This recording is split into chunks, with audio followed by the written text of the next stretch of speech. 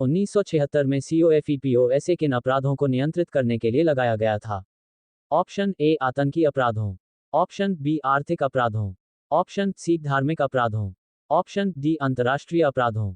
आपका सही जवाब है ऑप्शन बी आर्थिक अपराधों। विवरण: COFEPOSA conservation of foreign exchange and prevention of smuggling activities आर्थिक अपराधों को नियंत्रित करने के लिए लगाया गया था। भारत के संविधान में अभिव्यक्ति का अधिकार ए तृतीय खंड में प्रतिष्ठापित है, बी निश्चित है, सी विधायिका द्वारा कम नहीं किया जा सकता, डी इमरजेंसी के टाइम पर खत्म किया जा सकता है। आपका सही जवाब है ऑप्शन सी विधायिका द्वारा कम नहीं किया जा सकता।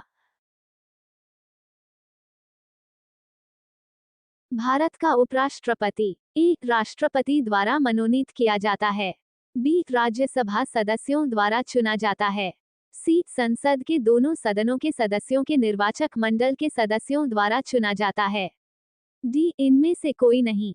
आपका सही जवाब है ऑप्शन सी संसद के दोनों सदनों के सदस्यों के निर्वाचक मंडल के सदस्यों द्वारा चुना जाता है। भारत में एक विधेयक संसद का अधिनियम बन जाता है, ए जब ये लोकसभा से पेश हो जाता है, बी जब ये राज्यसभा से पेश हो जाता है, सी जब इसे राष्ट्रपति की सहमति प्राप्त हो जाती है, डी जब ये लोकसभा और राज्यसभा में पेश हो जाता है। आपका सही जवाब है ऑप्शन सी जब इसे राष्ट्रपति की सहमति प्राप्त हो जाती है।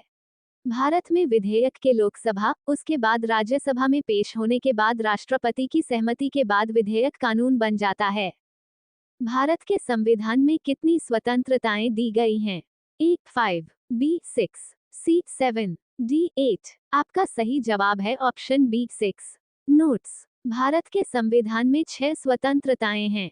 1 विचार और अभिव्यक्ति की स्वतंत्रता, 2 व्यवसाय की स्वतंत्रता, 3 भारत के किसी भाग में आवास की स्वतंत्रता, 4 भारत के किसी भाग में भ्रमण की स्वतंत्रता, 5 संघ के निर्माण की स्वतंत्रता, 6 शांतिपूर्ण सभा की स्वतंत्रता।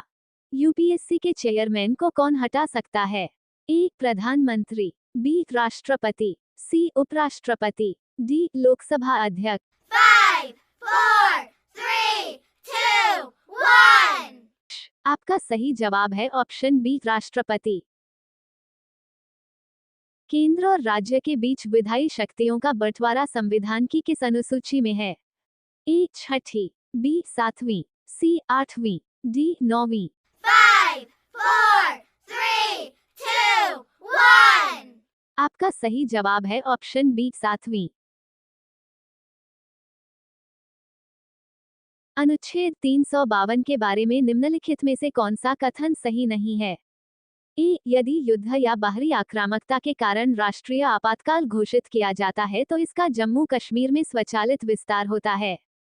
बी यदि सशस्त्र विद्रोह के आधार पर राष्ट्रीय आपातकाल घोषित किया जाता है तो ये स्वचालित रूप से जम्मू कश्मीर तक नहीं बढ़ता है। सी यदि सशस्त्र विद्रोह के आधार पर राष्ट्रीय आपातकाल घोषित किया जाता है तो ये स्वचालित रूप से जम्मू कश्मीर तक फैलता है।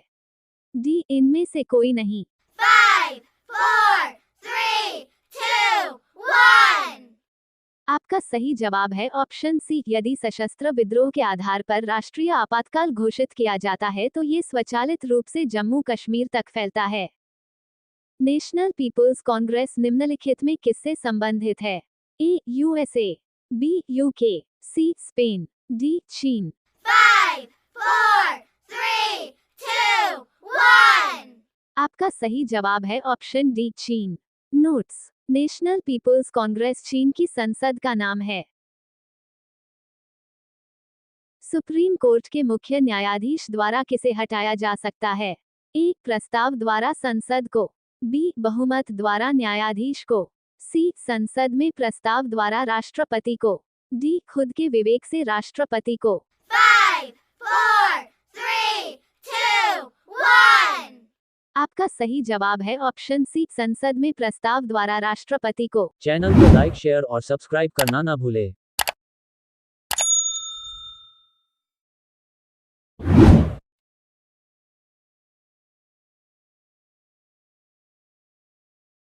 मजबूत केंद्र के कारण भारत का संविधान किस देश के समान है? A United States, B Canada, C Japan, D Germany. 5, 4, 3, 2, 1. आपका सही जवाब है ऑप्शन बी कनाडा। निम्नलिखित में किस राज्य में द्विपक्षीय विधायिका नहीं है?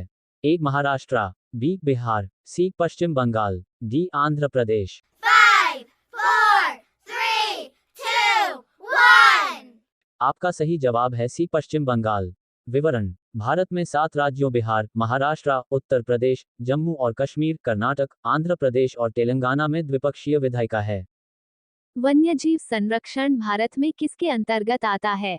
ए मौलिक अधिकार, बी मौलिक कर्तव्य, सी डीपीएसपी, डी 1 और 2 दोनों। 5, 4, 3, 2, 1. आपका सही जवाब है ऑप्शन डी 1 और 2 दोनों।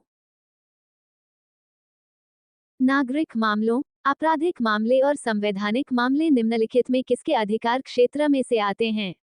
ए अपील न्यायिक क्षेत्र, बी सलाहकार क्षेत्राधिकार, सी मिश्रित शक्ति, डी इनमें से कोई नहीं। 5, 4, 3, 2, 1. आपका सही जवाब है ऑप्शन ए अपील न्यायिक क्षेत्र। बारदोली सत्याग्रह के फलस्वरूप किस महान नेता का जन्म हुआ? ए महात्मा गांधी, बी जवाहरलाल नेहरू, सी वल्लभ भाई पटेल, डी राजाजी।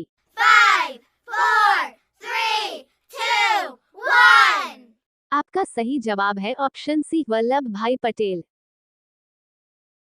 निम्नलिखित अनुच्छेदों में से कौन सा भारत के बाहर रहने वाले भारतीय मूल के कुछ लोगों की नागरिकता के अधिकारों से संबंधित है? ए अनुच्छेद 6, बी अनुच्छेद 7, सी अनुच्छेद 8, डी अनुच्छेद 9। 5, 4, 3, 2, 1. आपका सही जवाब है ऑप्शन सी अनुच्छेद 8। नोट्स: अनुच्छेद 8 भारत के बाहर रहने वाले भारतीय मूल के कुछ लोगों की नागरिकता के अधिकारों से संबंधित है। निम्नलिखित में कौन सा कथन सही है? ए भारतीय संविधान में पहला संशोधन 1951 में हुआ था, बी मूल रूप से संविधान में 22 भाग 395 अनुच्छेद 9 अनुसूची थी, सी संविधान सभा की पहली बैठक 9 दिसंबर 1946 को हुई थी, डी सभी कथन सही हैं। 5, 4, 3, 2, 1. आपका सही जवाब है ऑप्शन डी सभी कथन सही हैं। निम्नलिखित मौलिक अधिकारों में से कौन सा सबसे विवादास्पद रहा है?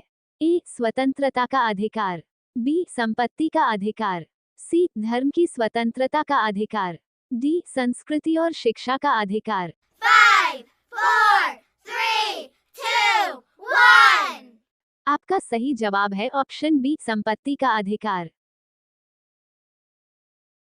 भारतीय संविधान के किस अनुच्छेद में संविधान संशोधन का प्रस्ताव है? ए अनुच्छेद 253, बी अनुच्छेद 355, सी अनुच्छेद 368, डी अनुच्छेद 369। 5, 4, 3, 2, 1. आपका सही जवाब है ऑप्शन सी अनुच्छेद 368।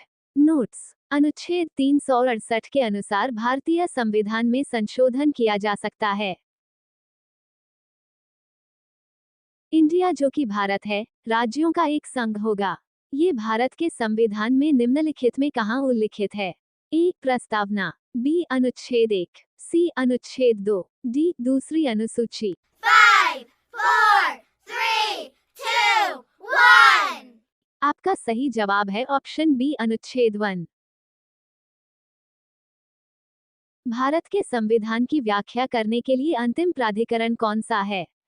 ए राष्ट्रपति, बी प्रधानमंत्री, सी सुप्रीम कोर्ट, डी संसद। 5, 4, 3, 2, 1.